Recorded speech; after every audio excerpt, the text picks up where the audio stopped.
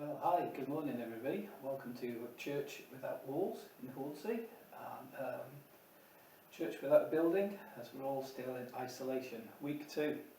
Today we're going to be looking at the fifth of the 7 miraculous signs that are recorded in John's Gospel. And I wonder if you can remember what the others were. What was the first one? Can you remember? That's right, well done Mary. Yeah, turning water into wine. And then the second one? Yeah, healing the official son, that's right Bob, well done. And then the third one, no that was the fourth or third one. Yeah, excellent Joyce, that was it. Healing by the pool. And then last week, of course, yeah, the feeding of the 5,000, well done everybody, thanks for paying attention. Okay, so these remember are recorded, as John says towards the end of his gospel. John records these signs, many other miracles he acknowledges Jesus did for his disciples, and not all of them are written in the book that John was writing, but the ones he's chosen, he's put together so that we will believe that Jesus is the Messiah. He is the chosen one, he is the Son of God. But before we go on to that, let's just think about these strange times we're talking about. So this is week 2 of the church in isolation. It's strange not being able to meet together. I'm going to continue putting these lessons out on video, but when we started this, it was so strange because we didn't know, as we started this series of these miraculous signs, we didn't know at that stage that we'd be ending up this way. But there we go. Thank you for those who watched last week. Thank you for the feedback that I've had, the comments that have come through message and email, and comments on the post on Facebook and so on. I do appreciate that, and we'll see how we get on. Over the coming weeks, if you keep coming back, you'll be able to track, well, many changes. For example, the increasing length of my hair, because there we are, the barber around the corner is shut, so I don't know when I'm going to get that cut again. I saw the barber across the road actually. He was parked just by the shop across the road the other day. I was putting some things in the bin out the front, and he was looking across at me, and I could see him eyeing me up and thinking, oh dear, that's going to be a challenge when I meet him again. Probably have to get his strimmer out. Get on the floor, lad, and let's get the strimmer out over your hair. There we go. In a few weeks, if it goes on like this, you might see me sat here in front of you with a bobble in my hair to keep it out of my eyes. But joking aside, these are fearful times, aren't they, as well? Very fearful. Many people very anxious, and anxiety levels are going up daily for many of us. The novelty of isolation and lockdown soon wears off, and one day just drags into another. Did you remember that today is Sunday? You have to keep checking to see what day we're on and where we're up to. There's nothing we can do to hurry things up. The best thing we can do is to stay indoors, to obey the government guidelines, to maintain the 2-metre distance, to shop occasionally, all the things that you're hearing on the news and on the television and all the media. But the days drag by, you can feel stuck. Life is on hold, feel like running on the spot. I don't know if you can see this image on the screen here. It reminded me of thinking of being running on the spot. About 23 years ago, I was on a shopping trip in Chester. There was a single dad at the time. I got my daughter Nicola, who was about 6, and Mark, my son, was about 4.5 at the time. And we went into W.H. Smith, and we were going to move from one floor to the other. We went to the escalator, and not really thinking about it, we got to the escalator, said, come on, let's go up here. And Nicola and I stepped on, and Mark just stood there on the floor, hesitating. He was watching this moving floorway, and he wasn't quite sure how to step onto it. And so Nicola and I were heading up. I saw Mark wasn't with us, so I was walking down the stairs, trying to get back to Mark. Nicola was carrying on the way up. As I was trying to get down, I was just literally walking on the spot, saying, get on, and he didn't know what to do. In the end, I had to jump off, grab him, jump on, and run up the escalator to catch up with Nicola before I ended up with 2 children in separate floors and be stuck in the middle somewhere. Running on the spot, getting nowhere. And I think the disciples must have felt a little bit like that in this incident we're going to look at today. This is the 5th miraculous sign. But maybe we all feel like that sometimes, working hard but not making any progress. Praying and praying, nothing seems to change. Dieting constantly and just still putting on weight. talk to a friend about Jesus, you share your faith and they show no interest, and we just think, what is the point? We're getting nowhere. The disciples experienced that. We're going to look at an incident in John chapter 6, starting at verse 15, and this follows on immediately after the feeding of the 5,000, which we were looking at last week. And it says there in verse 15, and I think we probably finished with this verse last week, Jesus realised that the people would try to force him to be their king. So he went up on a mountain where he could be alone. That usually implies or infers that Jesus had gone away to pray. Other gospel accounts tell us that Jesus dispersed the crowd himself.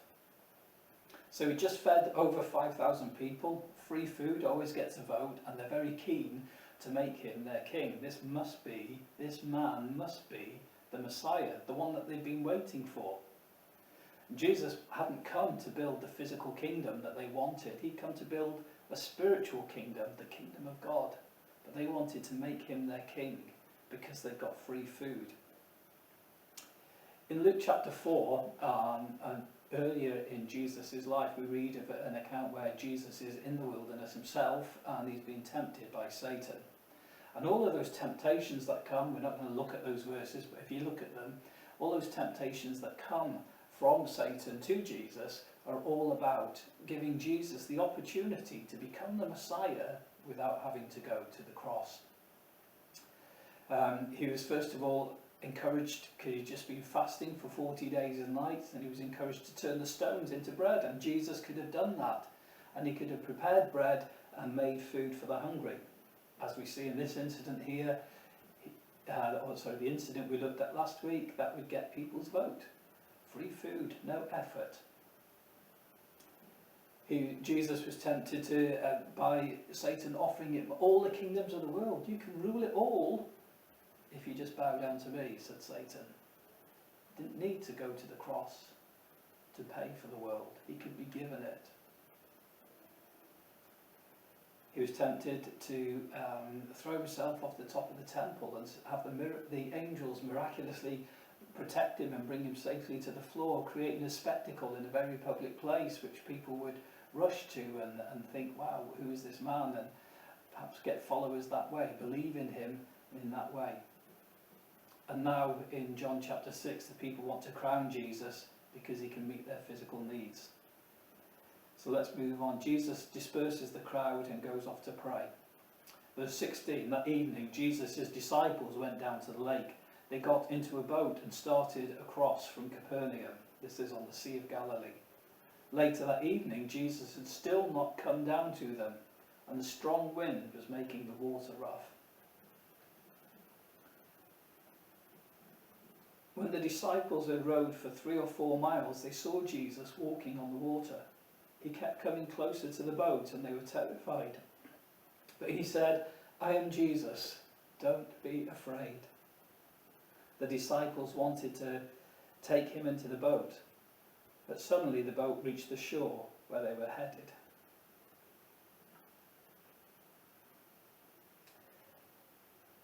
Bible scholars amongst you notice anything different about this account? Anything that's missing from it?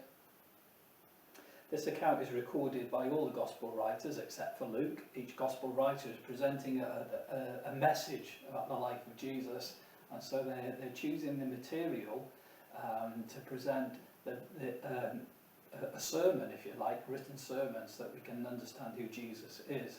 And Matthew, in his account, tells us very famously that Peter himself walked on the water. He calls out to Jesus and says, Lord, if it's really you, call me and I'll walk out to you. And Peter took some steps out of the boat and walked on water. But John doesn't mention that at all. Doesn't mention Peter. And that's because all of John's focus, he wants us to focus on Jesus himself and not get distracted by anything or anyone else. So what does John want us to learn? What can we learn from this miraculous sign? So the disciples have set off without Jesus. They've got about 3.5 miles across the lake, so they're not by the shore. This wasn't some sandbank that Jesus was walking on. They were towards the middle of the lake, and a storm hits them. And they're rowing and rowing and rowing and getting nowhere, stuck in the spot. No matter how hard they try, they can't make any progress. And then, apart from being afraid of the storm, their fear of the storm becomes terror when they see this man walking towards them, a figure, and they think this is a ghost, and they're absolutely terrified at this point. What's going to happen? You know, when we're struggling, things can easily get out of control. Anxiety can become fear, progress halts. I really struggled this week to prepare this lesson here.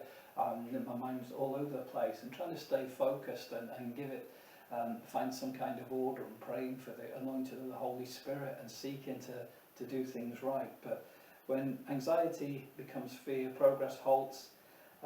The end of problems can seem miles or months away. That far shore of the Lake Galilee that they were rowing across and trying to get across must have just been like this target that they were never going to reach. During our current crisis, I just want to say this: it's normal to be anxious. It's normal to be worried. Nobody has been here before. Nobody, even world leaders, don't know how to handle this properly. So don't beat yourself up if you're worried and concerned about the future, if you're worried about your family and friends. I want to say as well, it's unhelpful to tell Christians that they shouldn't be worrying, to criticise their lack of faith or imply that somehow they're weak in their following of Jesus. We all have a different mix of fear and faith. There is a thing called clinical anxiety that some suffer, and that's through no choice of their own. Some people are prone to that, more prone than others. There are some people who are wired to overthink. I was talking to somebody in work the other day over the phone, and he was asking me how I felt about things. He's very worried because he's got all sorts of those underlying health conditions that people are being warned about, very concerned about COVID-19.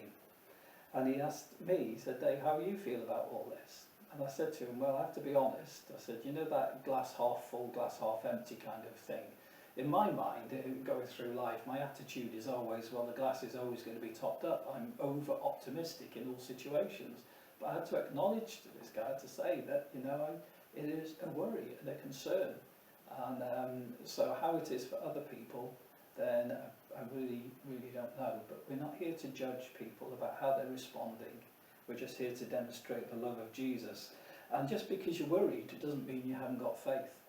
I really believe it's possible to have faith and still to worry. Now, we're encouraged not to worry. We're encouraged to trust in Jesus.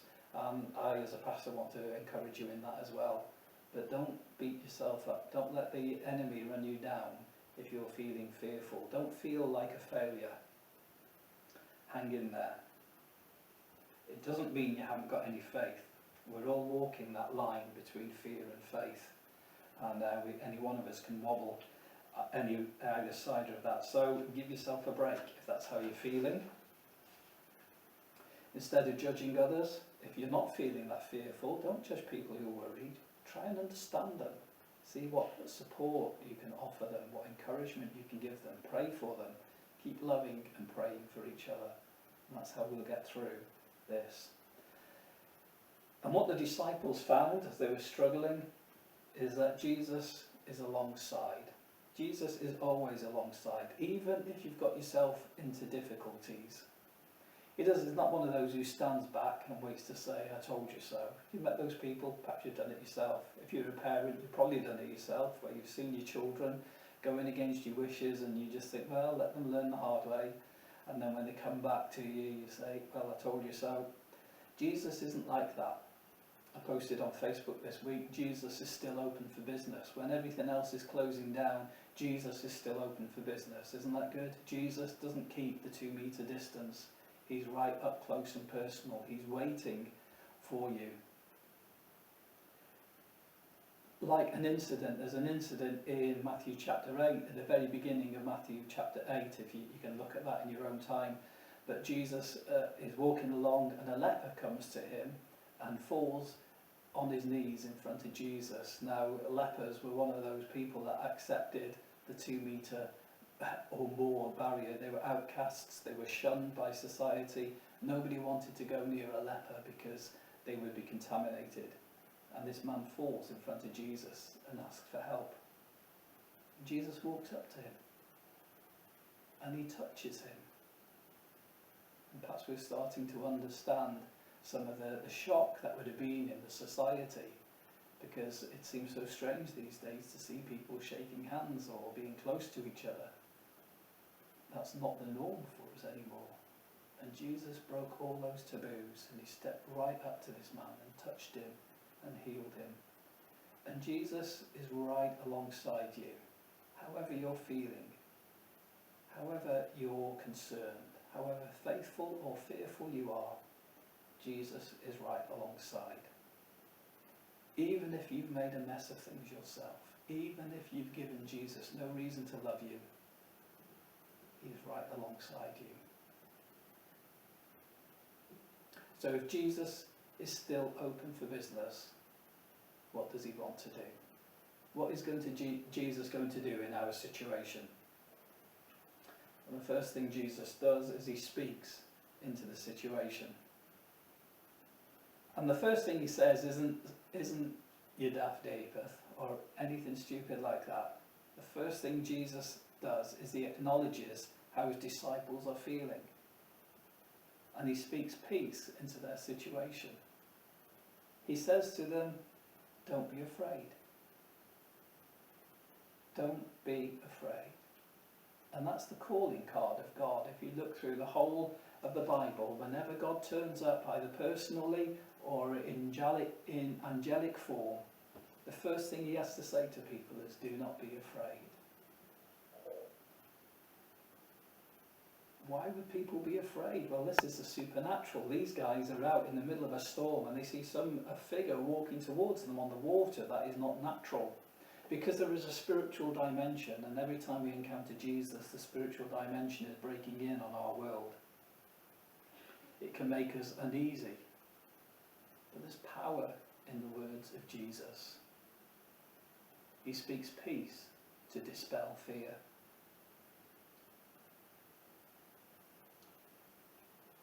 Why shouldn't we be afraid? What qualifications does Jesus have to speak with authority and certainty? Well, the other thing that Jesus says in that verse there, is it verse 20? Verse 20, he says, I am.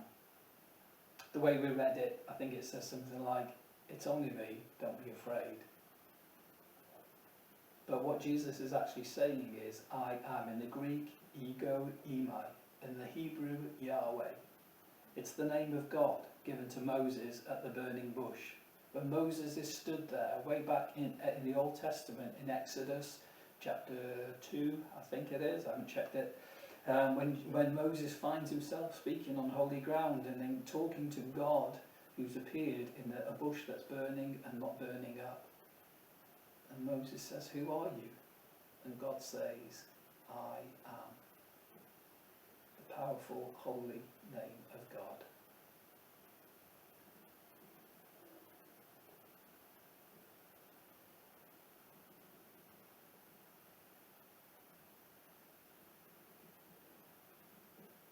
In that incident at the burning bush, when God declared that to Moses he was going to rescue his people, even though they were helpless and hopeless and powerless to change their circumstances. Can you identify with that?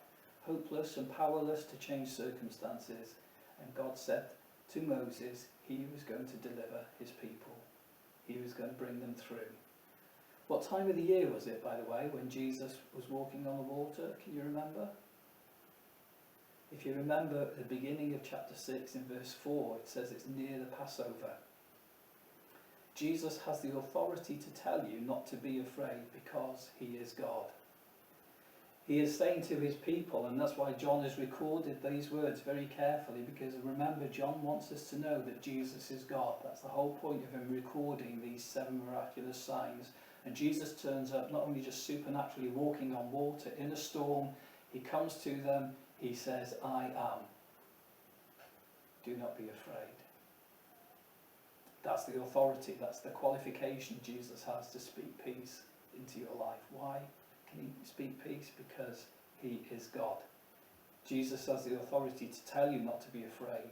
He knows the end from the beginning. He sees the big picture. He is in control. What happens next? When you invite Jesus in, you'll be where you were meant to be. It says in verse 21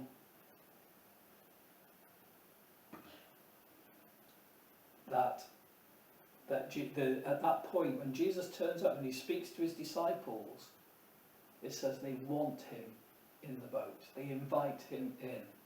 And when you invite Jesus in, you'll get to where you're meant to be. Everything changed. John tells us that when the disciples invited Jesus into the boat, all of a sudden they got to where they were going. Immediately, they got to where they were going.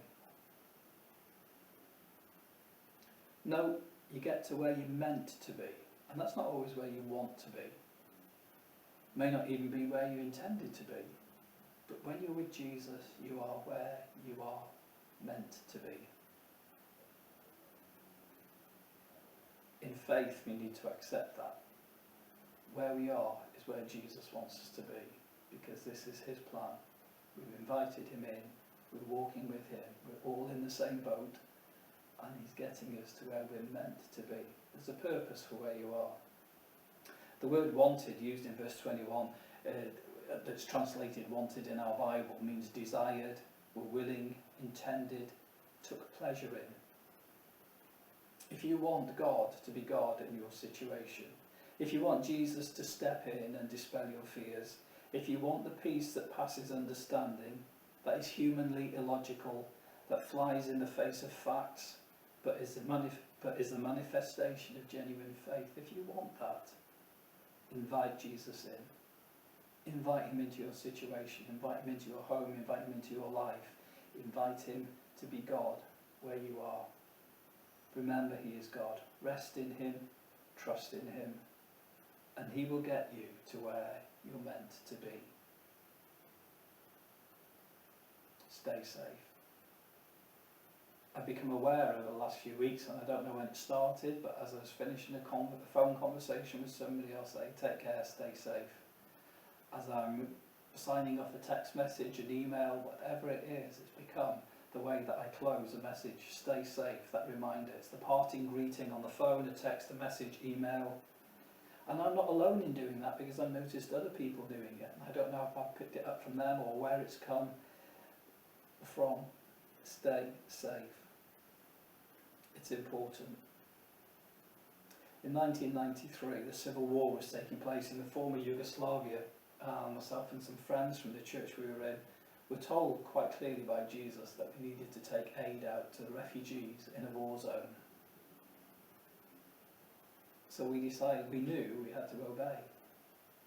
And as that date for departure was approaching, I became fearful, I was worried. We didn't know what we were going to be facing. We didn't know what was ahead. I didn't even know if I was coming back or not. I got 2 young children. I was concerned about the future.